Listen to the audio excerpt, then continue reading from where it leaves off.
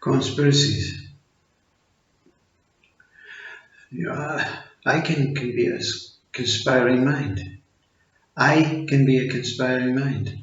I can make up conspiracies. I can say that the virus, this COVID thing, was made up by aliens. I can put it online. I can share it. I can provide information. I can convince. I can antagonize. I can then detract and say, I got it all wrong. It's unnatural. It's nature taking its course. I can remove the conspiracy. I can change my name. I can change my imagination. I can change my dreams. I can change my story. I can change anything it wants to change. Not in sequence. I can change it to make it look chaotic. I can change it to make it look logical. I can say only God exists.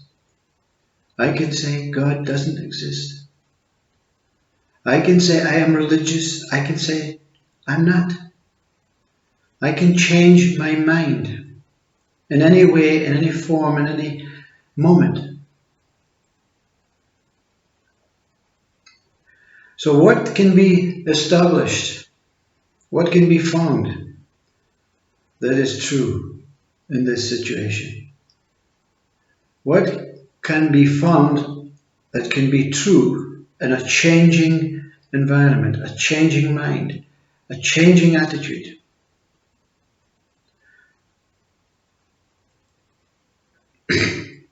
It's like the boulder rolling down this high hill, this high mountain. On its path, it changes. It continues to change. It continues to be broken up. It continues for the light to shine on it in different ways. It can continue through the type of product, natural grass, heather, sand, earth, the impact. It continues to change. At the top of the hill, can it say at the bottom what it will be, what it will see, where it will arrive, what destination, what shape it will be, what color it will be, what it will find at the bottom?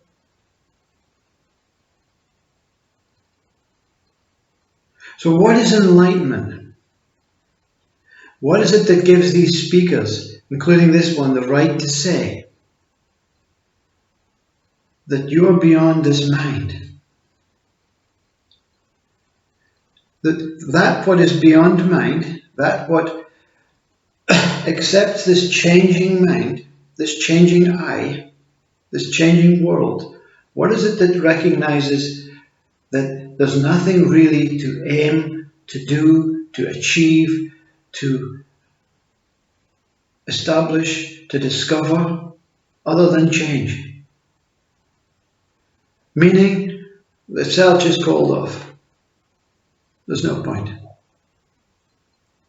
There's no point in believing in any biblical books or progressive books to say this is how we must evolve, fourth, fifth, sixth dimension, seventh dimension.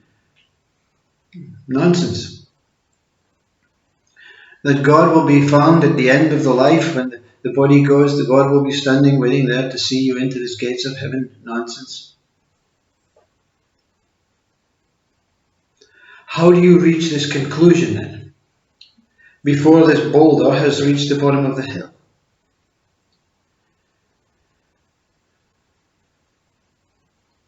It's very simple. When you reject this life, when you reject your mind, when you try and end the idea of being here. When you seek and search until your body is full of vomit for a God, for a spirit, for a soul, for a purpose, for a reason, you're trying to establish all these things while rolling down the hill at particular speeds, and it is suffering. It is absolute suffering.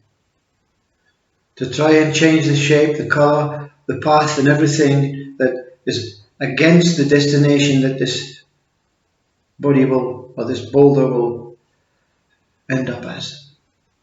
It is absolute suffering. To think it can go on a particular path, to think that it can inherit things, pick up things, collect things with a meaning, with a purpose. It can throw off the things that it has collected on the way down with ease. It's suffering. Things will be picked up, things will be dropped on its own. The controlling element of trying to control the boulder that you are going down this hill in a particular path to get something that you want, that you need, that you have to discover, is absolute suffering. Seeking is suffering. Searching is suffering. Practices are suffering. Methods are suffering. They're all suffering because the body is not being allowed to roll on its own, to grow on its own, to develop on its own, to fail on its own, to succeed on its own. So what is it that makes a speaker like this surrender and give up and just accept life as it is? Accept that this boulder is rolling down the hill and there's nothing the mind can do to make it any better or any lesser, to make it more happier or less happier, to make it more loving or less loving. What is it that eradicates the mind of control? The ego, the I. The only thing that can change, or can stop change, is absolute shock. So when a boulder is rolling down the hill,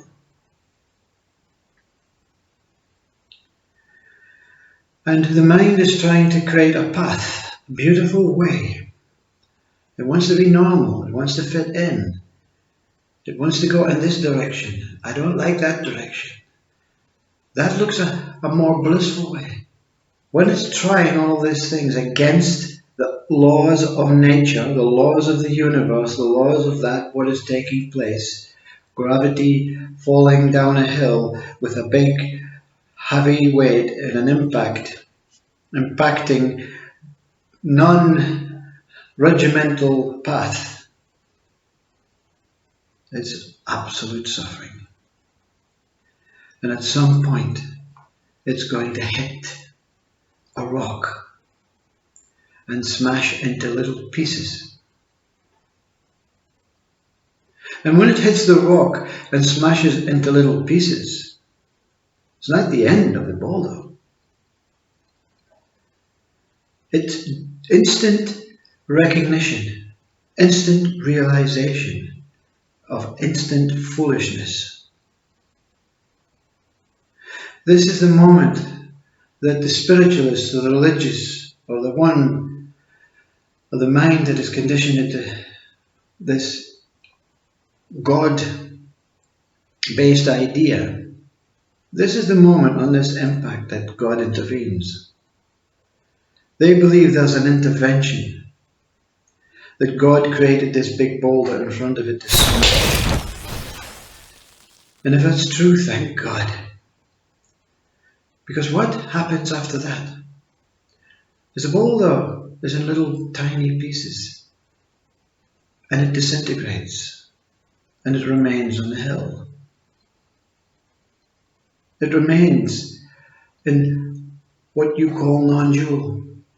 It is such an impact that it's been splattered all over every hill, into the atmosphere, into the universe. This they call non-duality. This they call, for this one, the voice of God, saying, for goodness sake, stop trying to control the inevitable. Roll down the hill with grace. Let the bumps be there, let the bruises be there, let the illness be there, let everything be there. And watch the experience from top to bottom and be grateful. Be grateful for the body at the top and be grateful for the body at the bottom. And be grateful for the one that witnesses the whole role, that whole role, that whole good and bad experiences. And be grateful when it's all over, that you realize you were never the boulder. You were never the hill. You were the life that gave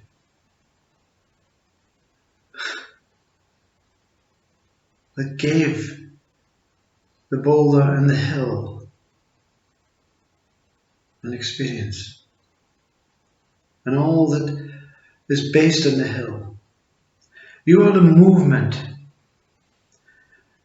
experiencing yourself as a boulder, as a body. You are the movement, experiencing that what the body or the boulder hit, didn't hit, saw, didn't see. You are that life that gives every form and everything an experience of living. You are that what is before form and formlessness. That's the discovery of this impact. I'm not this body, I'm not the world. I am the one that is in between, that gives light to the world, that gives life to the body, that gives light to the body, that gives life to the world. I am simply sound,